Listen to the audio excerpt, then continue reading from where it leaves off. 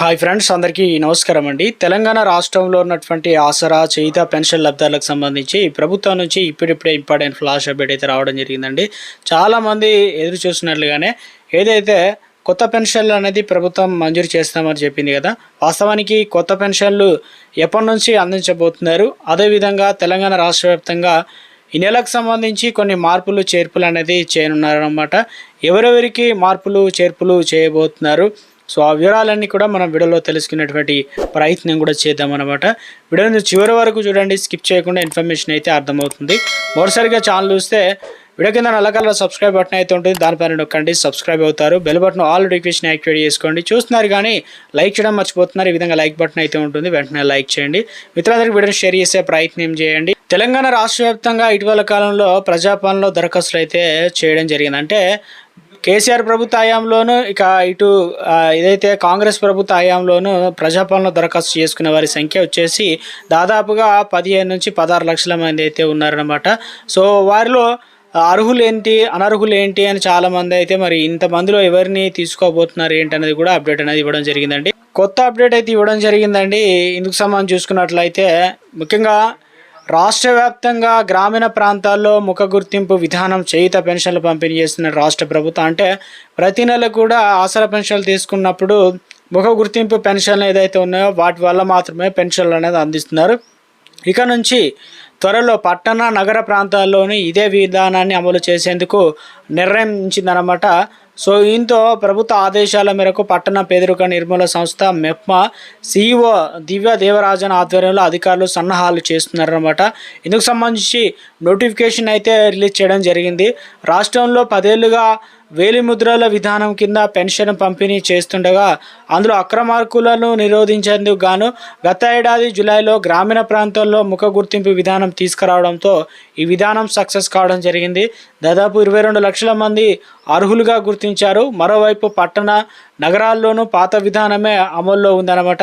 ఇక గ్రామీణ ప్రాంతాల్లో ముఖ గుర్తింపు విధానం విజయవంతం కావడంతో పట్టణ ప్రాంతంలో సుమారుగా 20 లక్షలకు మంది వృద్ధులు, వితంతువులు, ఒంటరి మహిళలు, దివ్యాంగులు, చేనేత, గీత, బీడీ కార్మికులు, ఫైలేరియా, హెచ్ఐవి, డయాలసిస్ బాధితులు కూడా ఉన్నారన్నమాట. వీరి అందరికీ పైన ప్రభుత్వం ఎవరు అర్హులు ఏంటి అనేది కొత్త మార్పులకు సిద్ధం కావడం జరిగింది. అమలు చేసేందుకు నిర్ణయం తీసుకుందన్నమాట. అధికారులు ఇక అవగాహన కల్పించేందుకు టీజీ ఆన్లైన్ సంస్థ శిక్షణ కూడా ఇవ్వనుందన్నమాట.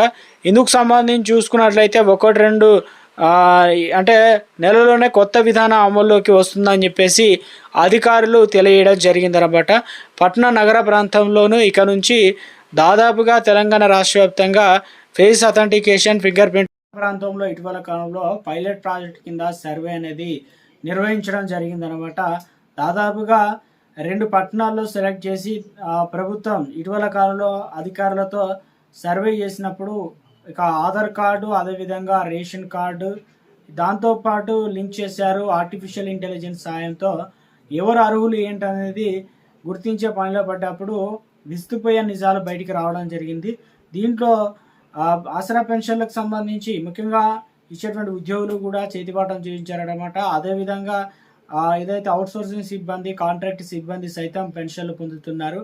ఇక ఇందులో ప్రధానంగా చాలామంది అనర్హులుగా ఉన్నట్లు గుర్తించడం జరిగింది. ఒక 50,000 మందిని తీసుకుంటే ఎగ్జాంపుల్గా అందులో 4,000 మంది అనర్హులుగా ఉన్నట్లు గుర్తించడం జరిగింది. సో అందుకని చెప్పేసి వారందరినీ తొలగించే ఉద్దేశంతో ఇక నుంచి కొత్త పెన్షన్లకు సంబంధించి కూడా ప్రభుత్వం సన్నద్ధం కావడం జరిగింది. అయితే ఇటీవల కాలంలో ప్రజాపాలన దరఖాస్తులు చేసుకోవడం జరిగింది. 15 లక్షల మంది అయితే దరఖాస్తు చేసుకోవడం జరిగింది. అందులో అర్హులకు సంబంధించి దాదాపుగా సుమారుగా 11 లక్షల మంది అయితే ఉన్నారన్నమాట. అటువంటి తరుణంలోనే సో మొత్తానికి మరి అందరికీ ఇస్తారా లేదా అంటే 2 లక్షల వరకు అయితే ఇస్తామని చెప్పారు కదా. ఉన్నతాధికారుల్లో అడిగినప్పుడు ముఖ్యంగా ఎవరైతే నిరుపేదల్లో అత్యంత నిరుపేదలు ఉంటారో వారికి మాత్రమే పెన్షన్ అంటే ఇవ్వడం జరుగుతుందని చెప్పారన్నమాట.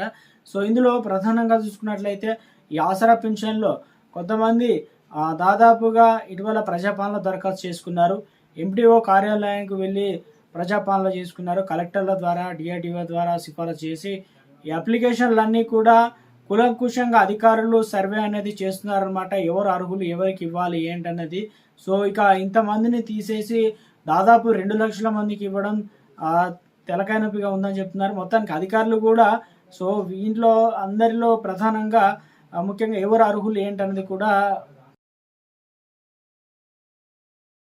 అంటే వీరిలో ఎవరు అర్హులు, అత్యంత పేదవారు ఎవరు, నిరుపేదలో ఉన్న వారికి మాత్రమే ఇవ్వనున్నారన్నమాట. సో ఇందులో ప్రధానంగా చూసుకున్నట్లయితే మేలో మనకు సర్వే అనేది చేయనున్నారు. ఎవరు అర్హులు అని లిస్ట్ వచ్చిన తర్వాత ఇంటింటికి వెళ్ళి డోర్ టు డోర్ సర్వే అనేది చేసి వారికి మాత్రమే ఈ ఆసరా పెన్షన్ల పంపిణీ అనేది చేయనున్నారన్నమాట. వారికి ఇస్తారన్నమాట కొత్త పెన్షన్లు. ఇటీవల కాలంలో దివ్యాంగులకు సంబంధించి 2 లక్షల వరకు పెన్షన్లలో దాదాపు 1 లక్ష వరకు అయితే పెన్షన్లు మొదటి ప్రాధాన్యత కేటాయిస్తామని చెప్పడం జరిగింది కదా. సో ఇప్పుడు తెలంగాణ రాష్ట్ర వ్యాప్తంగా చాలామంది మరి వాస్తవానికి పెన్షన్ ప్రక్రియ సంబంధించి 2 లక్షల పెన్షన్లు ఇస్తారా ఇవ్వరా అని చెప్పి చాలామంది అయితే ఎదురు చూస్తున్నారు. బడ్జెట్లో నిధులు కూడా కేటాయించారు. కొన్ని పథకాలు ప్రారంభించి మధ్యలో ఆఫ్ చేసి వాయిదాలు వేశారు కదా. అయితే తెలంగాణ రాష్ట్ర వ్యాప్తంగా ఇటీవల కాలంలో జూన్ 2వ తారీఖున అత్యంత ప్రతిష్టాత్మకంగా తీసుకుంది కాబట్టి తప్పనిసరిగా నిధుల సర్దుబాటు బట్టి తెలంగాణ రాష్ట్రంలో ఆసరా పెన్షన్ లబ్ధాలకు కొత్త పెన్షన్లు అయితే మంజూరు అనేది చేయనున్నారంటూ అప్డేట్స్ కూడా మనకి ఇక్కడ అందుతున్నాయి అన్నమాట.